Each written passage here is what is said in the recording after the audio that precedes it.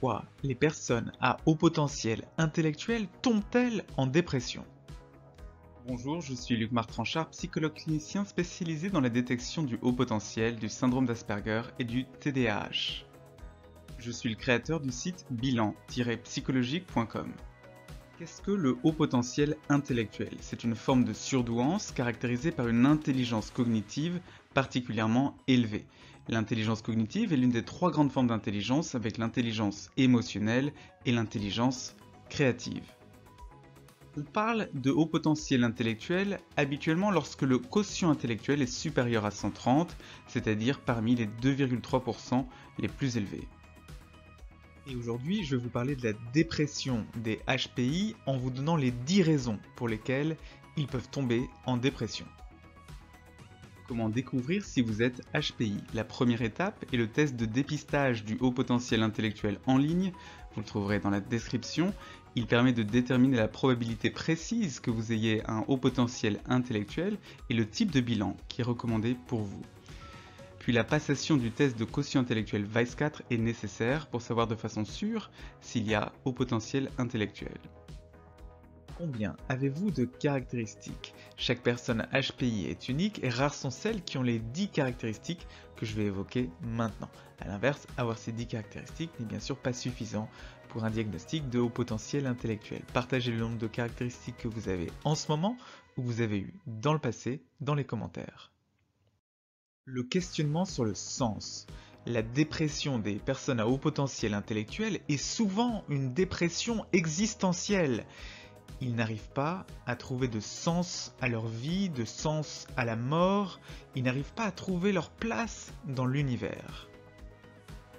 Ils sont très idéalistes. Les HPI constatent de façon très douloureuse que le monde est très en deçà de ce qu'il pourrait être. Les HPI savent voir l'infinité des façons dont le monde est loin d'être idéal. Ces pensées idéalistes sont d'ailleurs souvent présentes dès l'enfance. La sensibilité à l'injustice. Les HPI sont souvent très affectés par les injustices, pas seulement les injustices qu'ils subissent, mais aussi l'ensemble des injustices du monde, et face à ces injustices, ils peuvent ressentir un intense désespoir. L'isolation. Dès l'enfance, les HPI essaient de communiquer leurs pensées aux autres.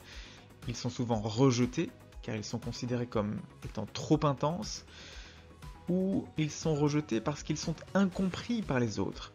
Et cette incompréhension des autres est vécue très douloureusement. La tendance à tout analyser. Les HPI ont tendance à aller au fond des sujets, à les comprendre en profondeur. Ils n'aiment pas se limiter à une analyse en surface. Et là où d'autres restent en surface, eux ils analysent, ils réanalysent, ils suranalysent, et ils peuvent rester donc plus longtemps que les autres sur des sujets douloureux. Le perfectionnisme.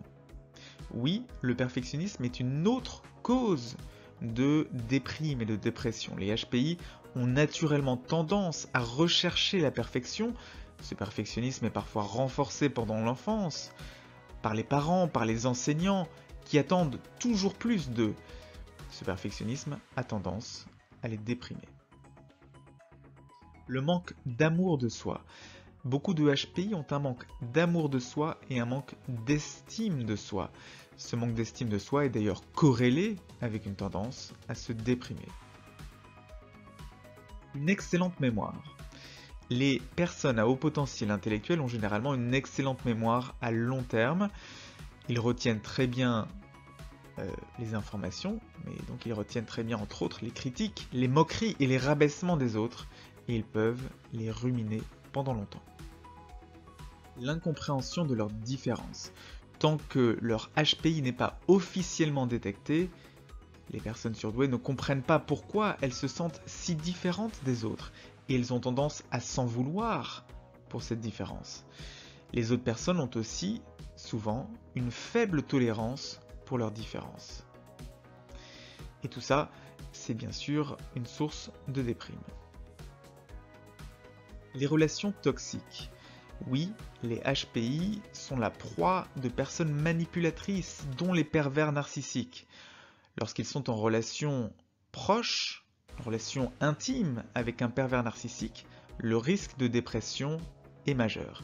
Mais il ne faut pas oublier aussi les relations toxiques avec des personnes qui ne sont pas tout à fait perverses narcissiques, mais qui sont quand même véritablement dans la manipulation. Alors, êtes-vous HPI ? Avoir 5 à 10 de ces caractéristiques est un signe de haut potentiel intellectuel, mais ce n'est bien évidemment pas suffisant pour savoir de façon sûre si vous avez un HPI. La première étape, c'est le test de dépistage du haut potentiel intellectuel en ligne, vous le trouverez dans la description. Il est ce premier pas pour savoir si oui ou non vous êtes une personne surdouée. Voilà, c'est tout pour cette vidéo. N'hésitez pas à vous abonner et à activer les notifications de la chaîne pour ne pas manquer les prochaines vidéos de la chaîne. Il y en a une par semaine les samedis à 12h30. À très bientôt sur la chaîne.